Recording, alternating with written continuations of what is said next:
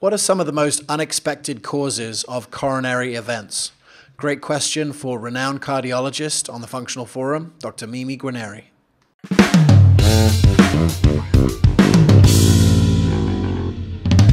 Our relationships with our spouses, our significant others, these are a next critical relationship in our life.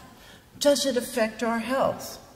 Well, for example, we know from looking at over 1,400 people in the cardiac catheterization lab that people who live in relationships that they feel they have a confidant, someone they can confide in, doesn't have to be a spouse, someone they can talk to, have the lowest death rate. Hard for you to see in yellow here. Those who have the highest death rates are the ones who have no confidant and were not married, no connection to another human being. We know that 34% more coronary events occur in people who are in unhappy marriages despite social status and gender and so on. Again, we're on the individual level of connection. But what about group connection and social support?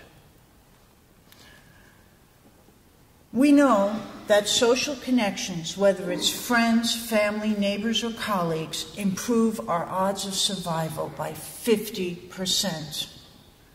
Low social interaction compared to these other risk factors as follows. Equivalent to smoking 15 cigarettes a day. Equivalent to being an alcoholic. More harmful than not exercising, and twice as harmful as obesity. We're now starting to understand this through the language of hardcore science, fMRI studies demonstrating that when people feel shut out, when they feel excluded, when they feel lonely, the same areas of the brain light up than when people are in physical pain. This is very powerful. Satchidananda, I believe, had it right, and the research does support his claim. The I in illness is about isolation, and the WE in wellness is about we. The beta blocker heart attack trial many years ago identified high stress and social isolation as two independent risk factors for cardiovascular disease. Yet the whole focus in cardiovascular medicine is statin therapy and stents, right?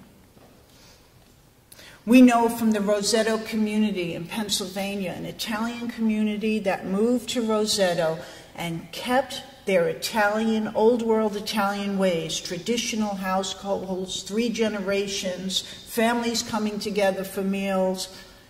For some reason, this community was not having heart attacks. The researchers couldn't figure out why, because all the surrounding communities of Roseto had the same heart attack rates as the rest of the state.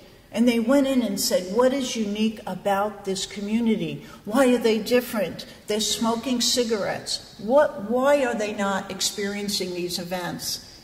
And what the researchers found was that it was the 3 generational households, their religiosity, and their traditional values. They called it the golden age of Roseto, that this community was somehow able to not fall into the gap of cardiovascular events the same as their surrounding communities.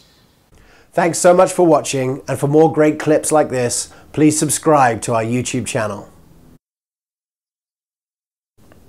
I've created a special free video just for you. It's called the 5 Steps to Becoming a Leader in Your Wellness Community, and it'll give you some of the starting points on how to position yourself as the leader in your zip code of your health community. All you have to do is click on the link below.